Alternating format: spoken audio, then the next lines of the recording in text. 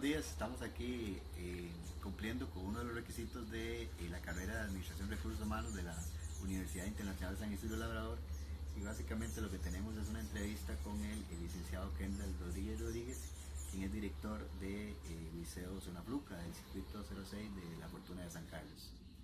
Kendall, muy buenos días, y quisiera saber en primera instancia respecto a la institución que usted dirige, cuál es la modalidad, cuántos estudiantes tienen y básicamente cuál es la proyección de la institución. Sí, muy buenos días. Bueno, primero agradecerles por la invitación de grabar este video. El Liceo Zona Fluca bueno, es un centro educativo con modalidad académica. Nació en el año 2014 como Liceo Zona Fluca. Contamos con aproximadamente 398 estudiantes. Nace en el año 2010 como un liceo rural, sin embargo hubo un aumento de matrícula año a año, a tal extremo que no se pudo mantener la modalidad liceo rural, entonces tuvimos que pasar al liceo académico. Y bueno, la proyección siempre va a ser en crecimiento, debido a que a nivel del circuito contamos con 4 modalidades de centros educativos. Tenemos lo que son Sindeas y Marco Tullius, tenemos lo que es un liceo bilingüe, tenemos lo que es un CTP, y en el caso de nosotros un liceo académico. Tenemos un liceo rural, pero ese sí queda un poco más de difícil acceso, que es el Liceo Rural del Castillo. Entonces, al ser modalidades distintas, todas las instituciones van creciendo. Entonces, y la modalidad ha permitido atraer estudiantes, en el caso de nosotros, la modalidad académica.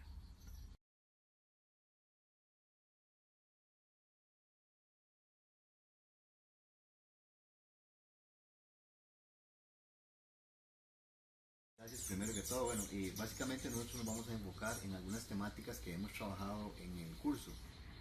Básicamente lo hemos reducido a 4, que es calidad de la formación docente en Costa Rica, selección de personal, el clima organizacional en la institución y los incentivos que reciben los educadores y su vinculación básicamente con el desempeño docente. La primera pregunta va enfocada en el primer tema, calidad de la formación docente en Costa Rica. En Costa Rica se ha planteado mucho la disyuntiva en cuanto a la calidad de formación docente, básicamente viéndola desde la perspectiva de educación de universidades privadas con respecto a educación de universidades públicas. ¿Cuál es su opinión a este respecto? O, por ejemplo, ¿deben las universidades o el Estado costarricense cualificar de alguna forma las carreras o los estudiantes para la elección en cuanto a la carrera de la educación? ¿Deben ser los estudiantes mejores dotados los que lleguen a la educación, como se hace por ejemplo en medicina, que son los que tienen más altos índices de ingreso a la universidad? Sí, bien, Marvin, con respecto a esa pregunta, efectivamente los docentes tienen que estar en un proceso constante de actualización. Los programas y planes de estudio actuales del Ministerio de Educación Pública van cambiando. Entonces, al cambiar los planes de estudio, tienen que exigir una actualización constante del docente. Con respecto a la pregunta que plantea de universidades públicas con universidades privadas, parte importante que yo considero en algunas ocasiones es que las universidades deberían de actualizar sus programas de estudio, ya sean públicas o privadas, al programa de estudio actual del mismo Ministerio de Educación Pública, porque lamentablemente existe una disyuntiva en ambos programas. Entonces, en algunas ocasiones las mismas universidades dan temas dentro de los cursos que están obsoletos, que no están con la realidad actual a como se vive en nuestro sistema educativo costarricense. Pero empezando por ahí, por los planes de estudio, y estoy hablando de los dos tipos de universidades, tanto públicas como privadas. Entonces, el Ministerio de Educación Pública crea un departamento que es el IDP, que es el Instituto de Desarrollo Profesional, que es como el encargado de poder dar capacitación a los docentes en las diferentes áreas o asignaturas en las que el docente vaya a impartir. Sin embargo, no todo el docente tiene acceso a esas capacitaciones. Máxime también que el mismo Ministerio de Educación Pública vive rotando docentes. Entonces, un factor importante que considero que el docente debe de hacer es no solamente una autoevaluación y una evaluación constante personal, sino también que las universidades ya deberían efectivamente tener como como un examen de admisión para ingresar. ¿Para qué? Para que realmente el educador, que para mí es el principal recurso humano que debe contar el Ministerio de Educación Pública, porque es el que va a ir al aula, es el que va a estar en el aula impartiendo sus lecciones de una forma, como siempre lo hablamos, dinámica, creativa, innovadora, lúdica, que sea un proceso de enseñanza-aprendizaje compartido entre el docente y entre los estudiantes. Entonces, que los docentes que van a llegar a estudiar educación sean realmente los mejores. Entonces, de ahí sí considero que sí tiene que haber examen de admisión. Universidades que con 5 años logran terminar un bachillerato, otras con 3 años. Pero ese no es el punto. Es que si los planes de estudio son obsoletos, va a salir con una formación obsoleta. Entonces sí debe existir un manejo de examen de admisión de tal manera que llegue lo mejor. Porque en el sistema educativo es lo mejor. Gracias.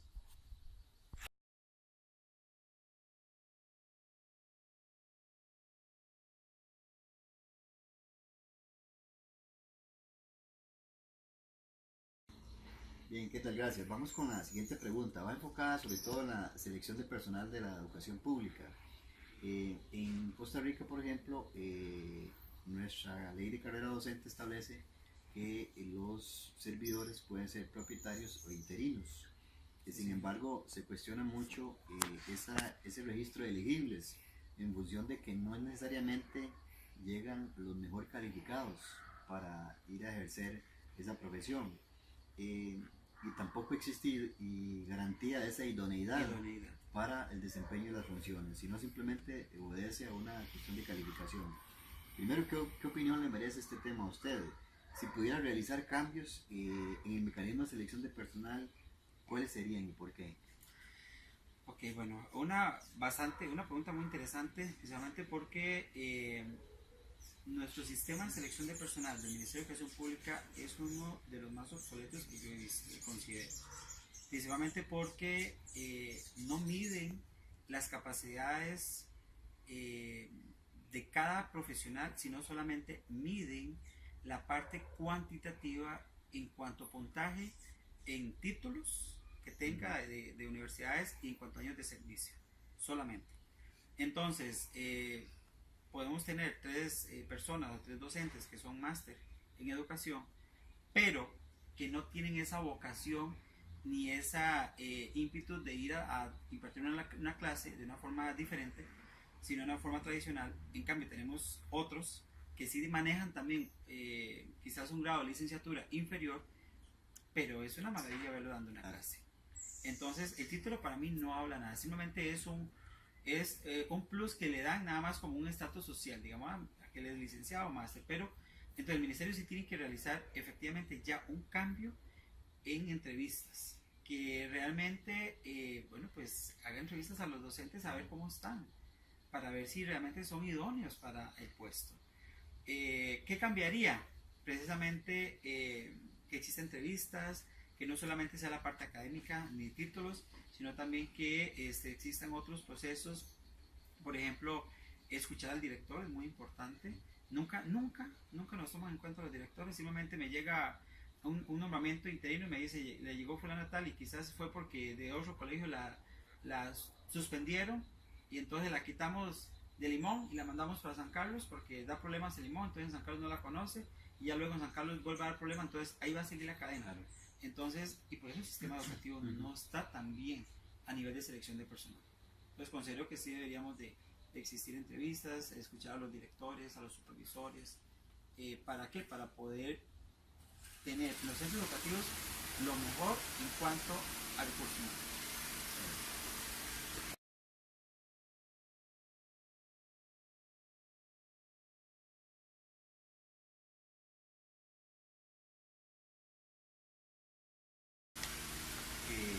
Bueno, Kendall, vamos con la siguiente pregunta que va enfocada sobre todo en el tema del clima organizacional. Fundamentalmente, el grado de compromiso que pueda tener un educador con respecto a la institución en el caso de que si hay diferencias respecto a un interino o a una persona que tenga propiedad.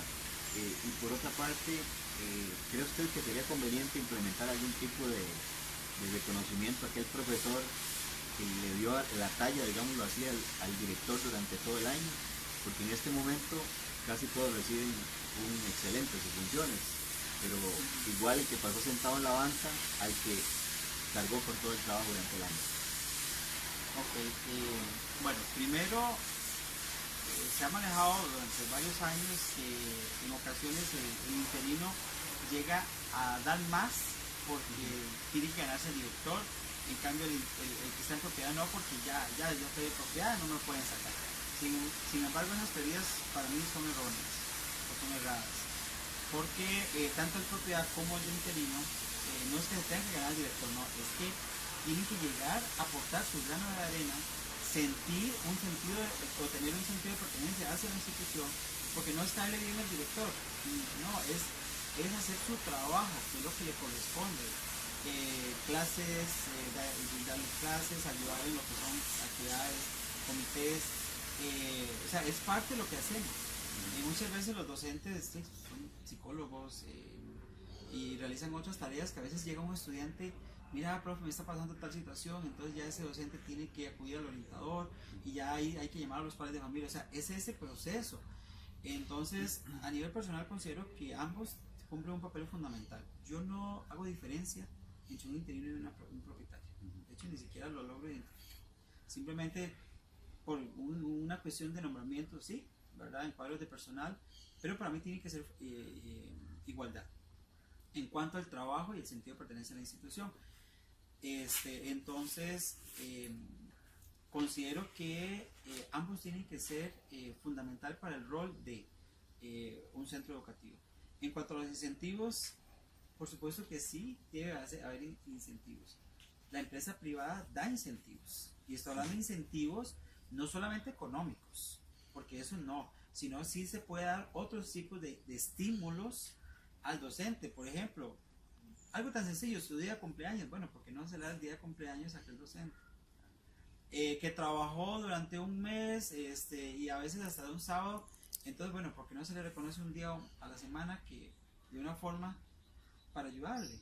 Entonces, o becas, pero a veces esas becas no se les dan, no se les da la oportunidad. Entonces, sí debe de existir estímulos como lo da tanto la empresa privada, pero en nuestro sistema no lo permite, o quizás a veces es que la parte legal no deja tampoco.